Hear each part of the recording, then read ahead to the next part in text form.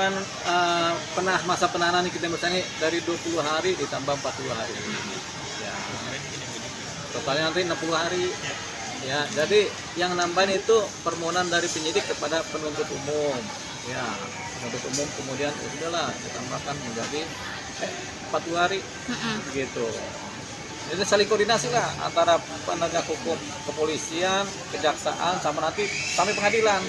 Jadi sepanjang perkara ini berjalan di proses di penyidikan, selambat-lambatnya 3 bulan, Nikita Mirzani kemudian ditahan selambat-lambatnya 3 bulan juga. Ini cepat penyidikan kerja untuk memberkas perkara ini, perkara Nikita Mirzani ini supaya menjadi cepat P21. Makin cepat makin bagus, supaya jangan sampai lewat waktu.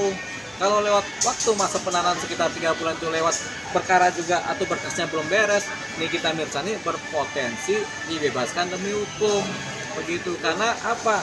Udah diberkas, masih belum selesai juga, padahal masa waktu penahanan yang sudah disiapkan oleh Kitab Undang-Undang Hukum Acara Pidana itu kemudian terlewati. Ya, otomatis Nikita Mirzani setelah 3 atau 4 bulan kemudian bisa lepas bisa bebas kalau pemberkasan belum selesai. Tapi makanya ini sekarang dikejar supaya apa? Supaya cepat pemberkasan, cepat pengiriman berkas, supaya apa? Supaya P21. Supaya berkas dinyatakan lengkap. Siapa tahu bulan depan atau seminggu depan sudah P21 sudah segera disidangkan dalam selambat-lambatnya 1 minggu atau 2 minggu dari P21. Kemudian ada tahap kedua, penyerahan tersangka dan barang bukti, baru langsung kemudian seminggu kemudian atau penambah 2 minggu kemudian diadakan yang namanya persidangan terhadap penanganan proses perkara Nikita Mirzani. Nikita Mirzani kemudian disidangkan untuk apa? Untuk diadili benar atau tidaknya dia seperti yang dituduhkan dalam persangkaan penyidikan. Penambahan penahanan ini termasuk norm menjadi apa ya namanya poin penting sebenarnya yang dicari sama penyidik sendiri nih Bang. Kenapa sampai saat ini belum juga P21 padahal bukti sudah ada banyak. Ya, setiap perkara pidana yang kemudian ditangani oleh penyidik itu pada umumnya mereka mengerjakan itu rata-rata 3 bulan. Paling cepat 3 bulan. Ini kan baru 20 hari. Jadi masih banyak sekali waktu untuk pemberkasan, apalagi ini kan kepotong sama Lebaran.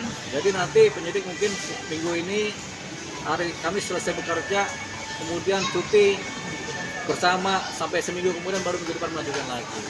Rata-rata memang 3 bulan dalam penanganan perkara. Setiap perkara yang ditahan ini kan, gitu. Rata 3 bulan setelah itu disidangkan.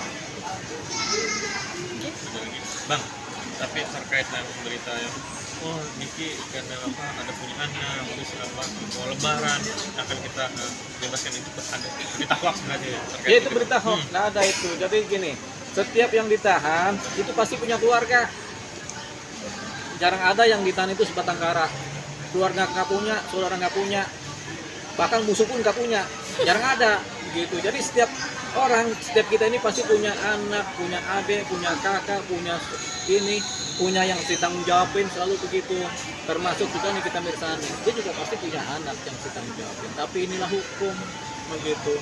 Jadi kalau dia dibikin secara spesial, nanti tahanan-tahanan yang lain juga nanti bisa marah, namanya nggak adil. Keadilan kan harus merata begitu. Jadi kalau dia ada tahanan yang kemudian tidak dispesialkan, kita juga tidak dispesialkan. Sama juga yang sekarang terjadi seperti ini. Makanya Nikita Mirzani tetap ditahan, ya tetap ditahan.